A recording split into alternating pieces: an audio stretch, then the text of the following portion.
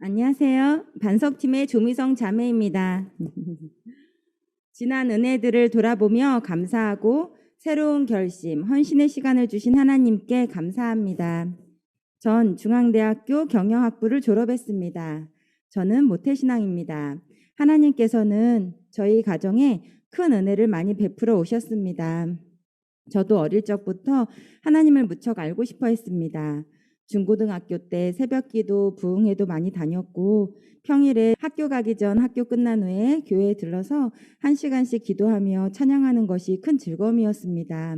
대학도 하나님의 은혜로 들어오게 됐습니다.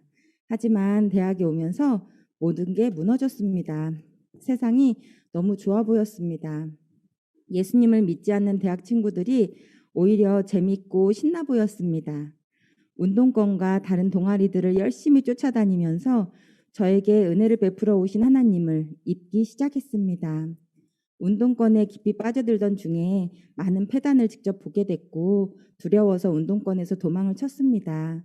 도피 생활처럼 숨어 지내고 있었던 1학년 2학기에 내비게이터 교재를 만나게 되었습니다. 그 후 믿음이 자라게 되었습니다. 이전 운동권 선배들에게 복음을 전해줄 만큼 신앙이 많이 회복되고 있었습니다. 그러다 어느 날부턴가 제 옛 생활에 괴로움을 잊고 다시 라디오와 만화 등 세상 것들에 빠지기 시작했습니다. 내비게이터 언니들에게는 아무 얘기를 안 했습니다. 그게 제일 큰 실수였습니다. 마귀는 투명하게 교제하지 않는 저를 자신의 소나기에 넣고 흔들어대기 시작했습니다. 언니들과 얘기를 했다면 해결될 문제들이었는데 갈수록 자기 집중이 되고 은혜를 누릴 수가 없었습니다. 난 언니들과는 다른 것 같다. 더는 안 되겠다. 양심의 가책을 느끼고 싶지가 않다. 그냥 내 마음대로 살 거다. 그러고는 내비게이터 교재를 끝냈습니다. 사실 저는 내비게이터 교재를 끝낸 게 아니었습니다. 하나님과의 관계를 끝내고자 하는 것임을 저도 알고 있었습니다. 얼마나 악한지요. 스스로 하나님을 떠나는 저인데도 하나님께서는 불쌍히 여겨주셨습니다. 제가 내비게이터 교재를 정리했던 첫날 대학로를 가는 손님이 많은 버스에서 차가 급정거를 했고 맨 뒤에 있던 저 혼자 손잡이를 놓쳐 맨 앞까지 돌진하게 됐습니다. 운전수 옆 기둥에 머리를 있는 힘껏 쿵 박는 순간 누가 기둥과 제 머리 사이에 손을 넣어 모든 충격을 막아주었습니다. 아직도 그 손의 온기와 뼈 마디의 느낌을 기억합니다. 모두가 너무 놀라서 저를 바라봤습니다. 저도 놀랬습니다. 그 사람 손이 뼈가 아스라졌을 텐데 아저씨 손 괜찮으세요? 근데 아무리 들어봐도 제 주변에 사람이 없었습니다. 그러고 보니 운전수 아저씨의 방향이 아닌 버스 입구 쪽에서 온 손이었기에 버스 운전기사도 아니었습니다. 운전수 아저씨는 너무 놀라서 횡설수설하면서 괜찮냐고 했습니다. 하나님이셨구나 생각이 들면서도 전 고집을 부렸습니다. 요한복음 10장 10절 상반절 도둑이 오는 것은 도둑질하고 죽이고 멸망시키려는 것뿐이요. 주의 손을 뿌리친 저는 2년간 정말 처참했습니다. 휴학하고 신림동 고시촌에 들어가 CPA 공부를 했습니다. 공부가 안 될 때 가끔 만화방에 들른 건데 곧 만화와 영화에 빠졌습니다. 영화 시나리오와 평론을 쓰며 더 빠졌습니다. 사람을 안 만나다 보니 안면 근육은 경직되고 입술은 떨려서 말도 잘 못했습니다.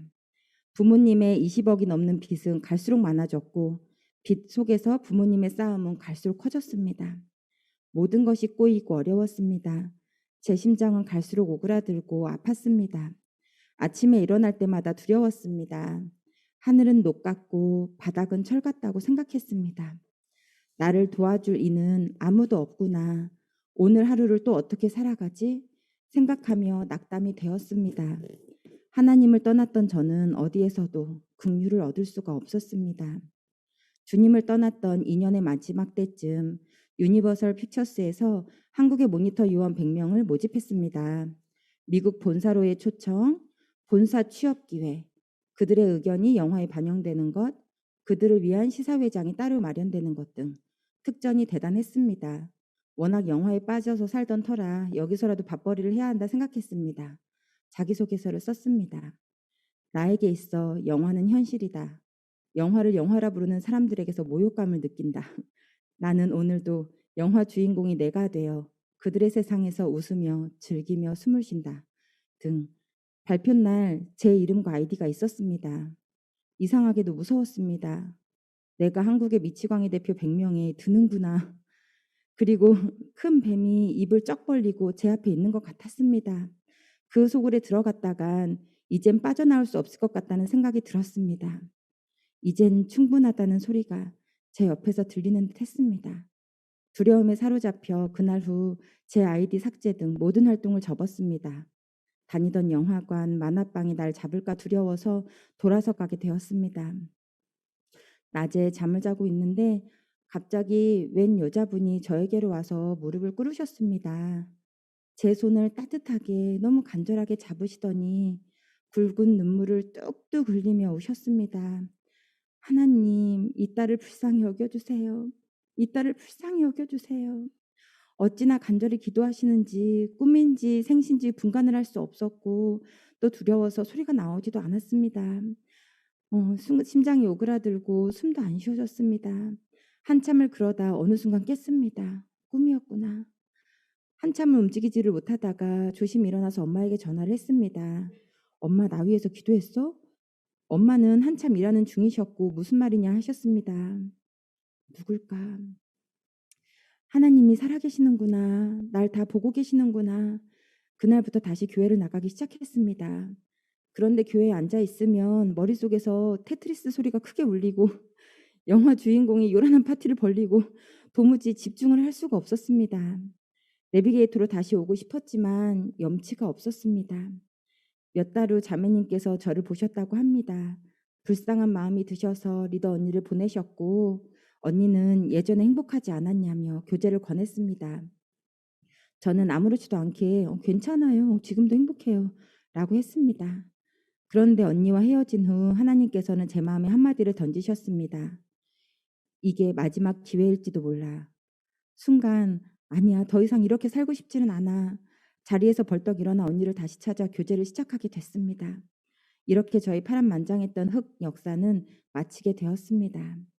주님 안에서 새 삶을 살고 있기에 웃으며 예전 이야기들을 할 수 있음이 너무 감사합니다. 자매님과 언니들은 어색해하며 눈치 보는 저를 환영해 주었습니다. 주님도 엄청 격려해 주셨습니다. 너무 오랜만에 이 따뜻함이 마냥 좋았습니다. 어느 날 모임 후에 집에 가는데 하나님께서는 저에게 물으셨습니다. 하나님이 정말 하나님이시고 말씀이 정말 진리라면? 그러고 보니 전 분명한 태도가 없었습니다.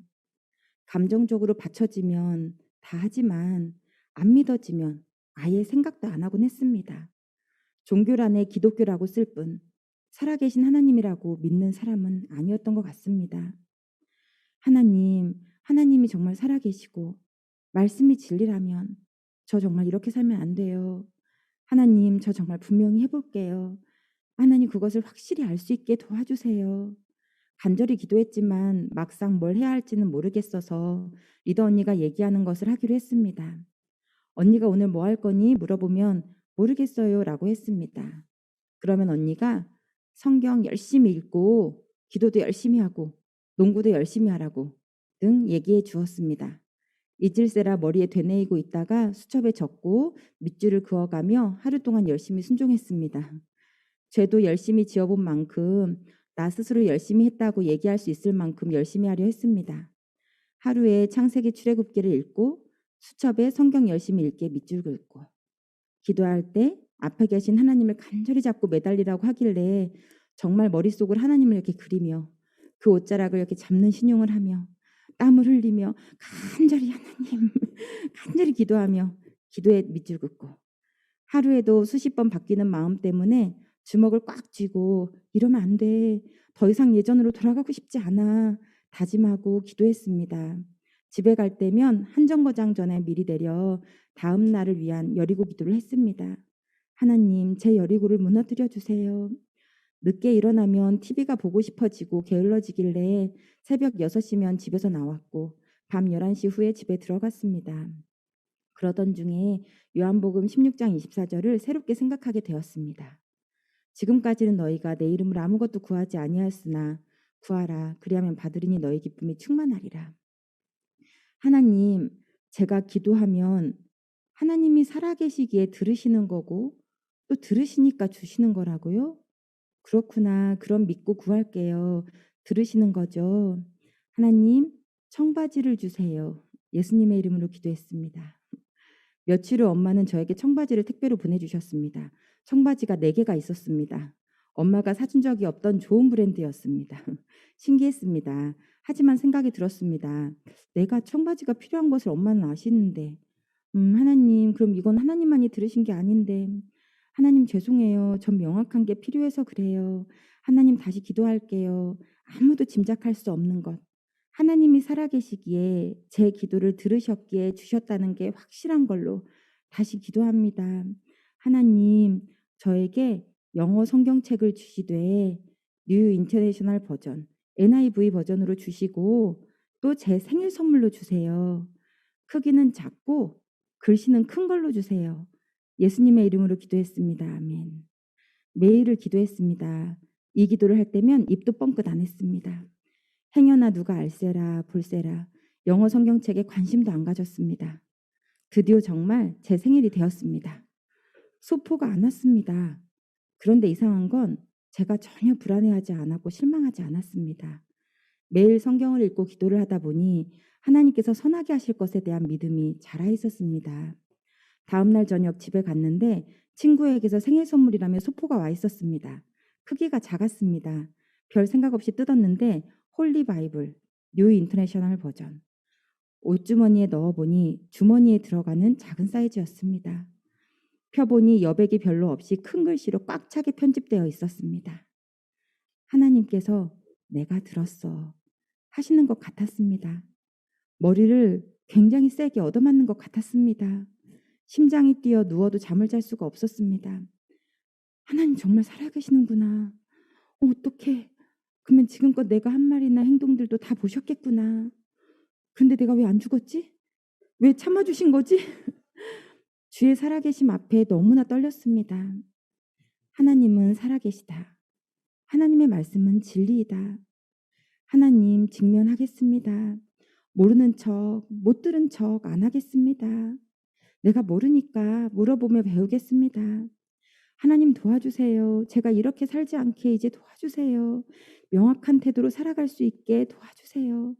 또 이젠 알았으니까 하나님 정말 잘 달릴 수 있게 도와주세요.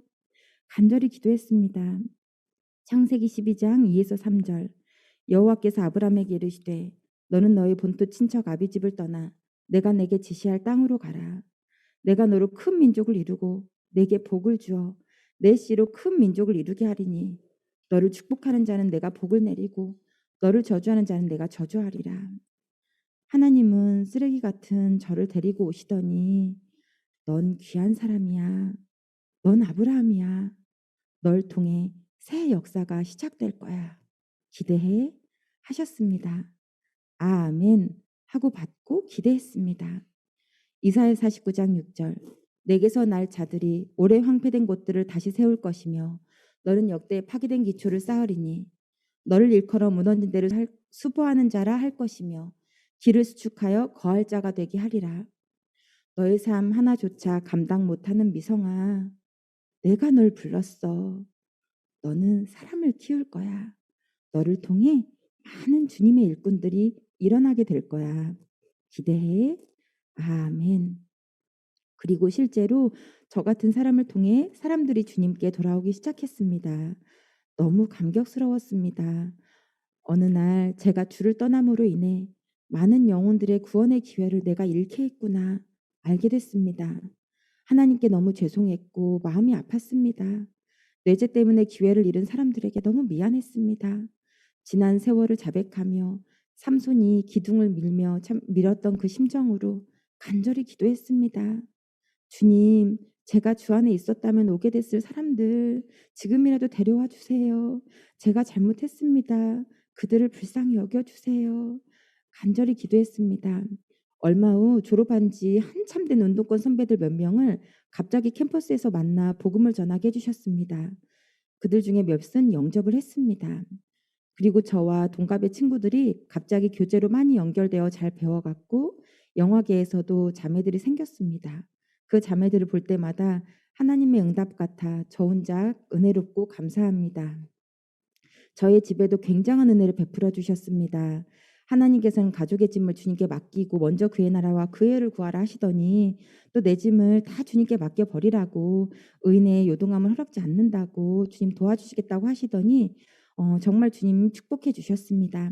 저는 저희 가족을 주님께 맡기고 STP에 집중했는데요. 가족의 믿음이 정말 굳건해졌고 부모님이 말씀을 배울 수 있는 기회를 얻게 해주셨습니다. 두 분 사이도 좋아지셨고 내비게이터를 만날 당시에 20억이 넘었던 빚이 다 갚아졌고 지금 오히려 풍족하게 해주셨습니다. 인간 쓰레기 말종이었던 제가 구원의 통로가 되어 영혼들을 주님께로 인도해 줍니다. 가장 성질이 많고 악한 제가 행복한 가정을 이루며 사랑을 받으며 삽니다. 이보다 더한 기적이 어디 있을까요? 이 외에도 은혜가 너무 많습니다. 거저받은 큰 은혜들을 잊지 않겠습니다. 새로운 어려움들 만나겠지만 그때마다 직면하며 내가 생각할 수 있는 최고의 것을 믿음으로 기도하며 결단하며 잘 달려가겠습니다. 주의 기적을 덧입으며 비전을 이루며 살겠습니다. 기도 부탁드릴 것은 제가 믿음과 순종으로 주님을 기쁘시게 하고 열심히 열매 맺도록입니다. 감사합니다.